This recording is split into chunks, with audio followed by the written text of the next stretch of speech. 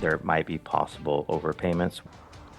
Multnomah County could owe millions of dollars in refunds to some taxpayers, but they don't know who should actually get a refund. What this all has to do with the county's Preschool for All program ahead in the live report. Plus, he's a very polite man, a veteran. He had a veteran badge on the back of his chair. People in Vancouver mourning the loss of a man who was hit and killed while crossing the street in his wheelchair. Why his death is sparking new calls for improvements at a busy intersection. And later. Oh my God, it is spinning around. This is insane. Insane is one way to describe this massive water spout off the coast of Long Island. A closer look at the severe weather hitting New York and New Jersey coming up as your news at sunrise starts right now.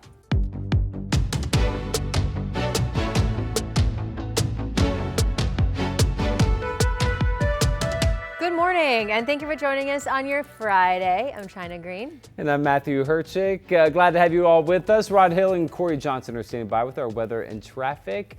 Rod, we hit 93 yesterday. We did. Were you outdoors, Impressive. you guys? Yeah. Yeah, I mean, China loves warm weather. She grew up in Las Vegas, if you don't know. She loves warm weather. Okay. Here's our satellite radar. We have cloudiness moving from south to north, and we have rain starting to pop along the southern Cascades and up into the central Cascades and over into Deschutes County. So we're keeping an eye on that activity that could turn into thunderstorms as the day progresses. Here on the west side, we're pretty quiet. We have clouds over Seaside, 56 degrees right now. A partly cloudy scene from the Shalem Tasting Room out in Sherwood. Temperature out that direction is in the low 60s, and PDX is at 65 right now.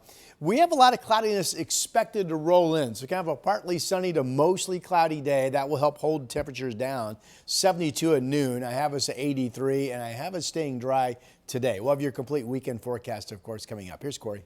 Yeah, good morning, Rod. Taking a look out at the roadway, not seeing anything in the way of accidents, congestion, or vehicle breakdowns, which is really good to see. I want to give you a few shots here. This is I-405 southbound at Victory, just past Interstate Bridge and Jansen Beach, starting to pick up slightly in the way of congestion. And then also we do have, it looks like Sunset Highway at Sylvan, no delays there for us at this time. Actually, this is Sunset at Sylvan, excuse me, starting to pick up a little bit at this hour. But looking at your drive times right now, starting to pick up slightly along Main Street to the 405, sitting at about 8 minutes right now. Also some other areas, Wilsonville Road to the 405, just over 15 minutes. Matthew?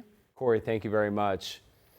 Well, first, we have a quick correction this morning. Yesterday, we told you the trial against Lincoln County father Aaron Paulson for his role in the death of his son Dane is underway. But his current trial is for assault stemming from an incident earlier this year. Court documents say that Paulson attacked his brother-in-law after the man allegedly punched Paulson's wife in the face. Now, Paulson is also charged with child neglect after his son was found dead in the Siletz River. The trial is set to begin in November for that. Meanwhile, new this morning, one person is in custody accused of threatening a security guard and hitting the guard with their car. This was just before 4 o'clock this morning. Portland police responded to reports of someone in a vehicle who was verbally threatening a security guard working a couple blocks from the Centennial Mills building. They say the suspect struck the security guard with their vehicle. Fortunately, they were not seriously hurt. Officers performed a pit maneuver to stop the suspect's vehicle before taking them into custody. Well, thousands of Multnomah County taxpayers could be owed millions of dollars in refunds, and it's because of the county's Preschool for All tax. According to county officials, nearly 7,000 people may have had their tax withheld from their paychecks. Sunrise reporter Mo Hyder is joining us more this morning with how exactly this happened. Mo. Yeah, Matthew, good morning. We're talking about a large amount here. According to the county, possibly $4.3 million could be owed to taxpayers after a refund. Now, here's what we know so far about this. This goes back to 2021 and 2022. So during those early years of the Preschool for All tax program, which is funded through an income tax on higher earners, according to the county, nearly 7,000 people had money withheld from their paychecks for the tax, and a return was never filed because these people didn't know file returns happen. The county doesn't know if they're due a refund or not. We're learning they found the potential overpayments through routine compliance work and acknowledged there was a learning curve when the new tax first started. Might be possible overpayments where some of these taxpayers didn't meet the income threshold. It was a new tax, and there was a transition period in terms of being aware of the tax, communication around tax. And also, the county commissioners did approve a new tax code that will allow people to apply for a refund if they did overpay. The county says they'll start reaching out to those people starting next month, and it'll last about 8 months after that. China, Matthew? Mo Hyder reporting live for us this morning. Thank you, Mo. In an update for you, a federal lawsuit was filed over a ballot initiative in Portland aimed at using money meant for climate projects to instead hire more police officers. And earlier this month, the city's elections division announced that the effort did not have enough ballot signatures to make the November ballot, falling about 6,000 short. We reported on that. Now, those behind the initiative immediately pushed back, alleging counting errors and, quote, arbitrary conclusions. Before the lawsuit was filed, we sat down with the head of the Portland Police Association. I've said you plan to file legal action. What specifically will you ask a judge to do here? We believe that the original count that was sent to the county was incorrect. And we also believe that there were errors at the county that they've admitted to, and also some signature processing errors that need to be looked at. The lawsuit asked a judge to order a recount of the signatures to potentially get the measure on the ballot. In a statement, the city's elections office said it provided, quote, substantial information explaining why the petition did not qualify. The office says it looks forward to presenting that information to the court. In Washington County, the sheriff's office is releasing more information on a crash that shut down an intersection of Southwest Farmington Road. This happened just before 6 p.m. yesterday between 160th and 143rd Avenues. The crash was a head-on collision between two cars. Both drivers were taken to the hospital. One of the drivers was arrested for DUI and other related charges.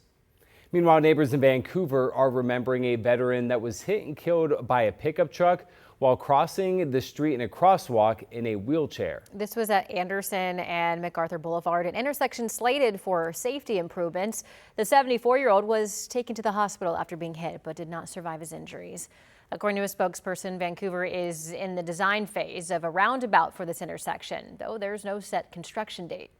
I think anything that they can do at this point immediately to make it safer, more signage, visibility, lights, obviously an intersection that's more controlled with a traffic light or a roundabout would be a great idea.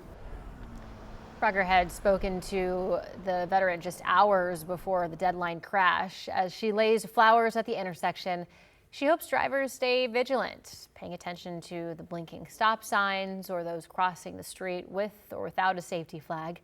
Officers say the driver of the pickup truck did stop at the sign, remained on scene, and cooperated with police. They say they had no signs of impairment. Two paragliders received citations after police say they were harassing the wildlife on Haystack Rock. More specifically, they were cited for unauthorized aircraft while harassing wildlife. Canada Beach police say they were made aware of the two pilots flying around August 7th reported them to the U.S. Fish and Wildlife. Haystack Rock is a nesting site for many sea and shore birds that are protected under multiple federal acts. Harassing these animals, which includes disturbing them in any way, is prohibited, according to the U.S. Fish and Wildlife Service. Well, some good news out of Tillamook. The Air Museum is planning to reopen the World War II hangar under new management. The Port of Tillamook says it reached an agreement with a Utah-based nonprofit that will help bring the museum back to life. If you remember, the historic hangar was damaged during last year's December storms and has yet to be repaired. The nonprofit Vintage Aviation Museum plans to move most of its aircraft collection to Tillamook and says that the future of historic Hangar B will remain a priority. So far, there is no reopening date set. Renovations at the Oregon Army National Guard Armory in Corvallis are now complete. Yesterday, the Oregon National Guard held a ribbon-cutting ceremony for the space. Amy Kotek Wilson, Oregon's First Lady, delivered a speech to attendees. The state and federal partners allocated over $8.8 million to modernize the armory, including seismic updates and energy efficiency improvements. And in Forest Grove, a coffee shop is dealing with flood damage right when they were planning on moving. The owners of BJ's Coffee Company say it looks like a clogged pipe leaked water all over the shop this weekend.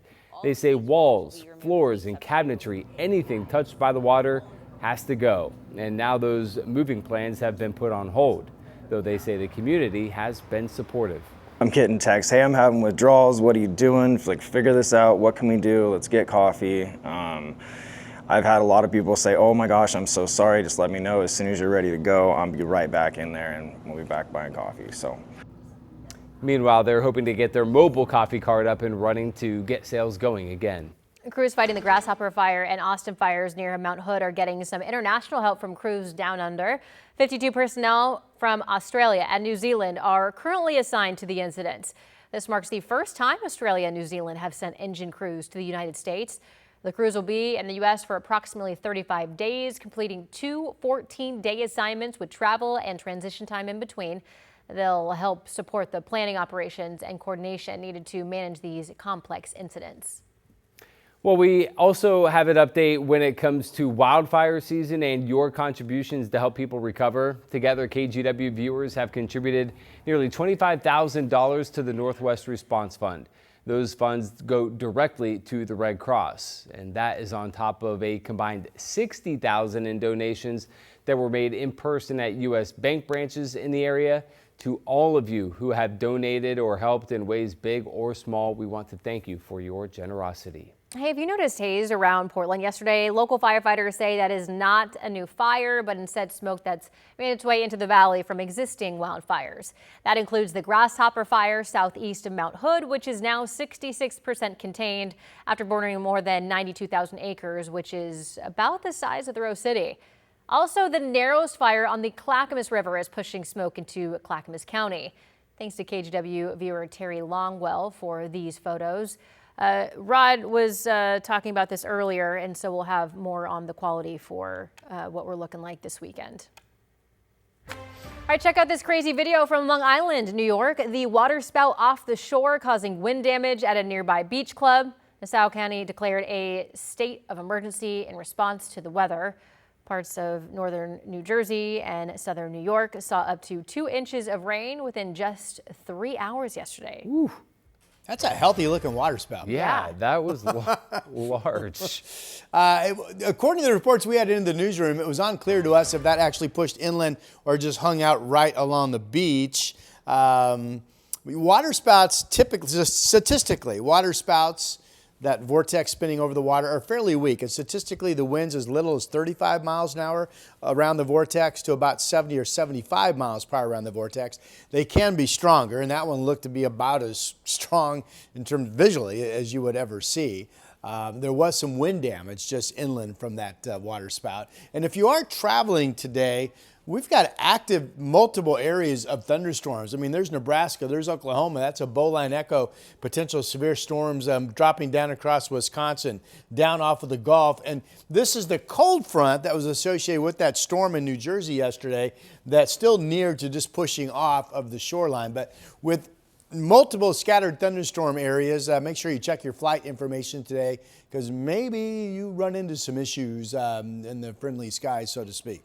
All right, we have cloudiness coming up from the south here locally, and we have some rain showing up on radar along the southern Cascades and up into central Oregon.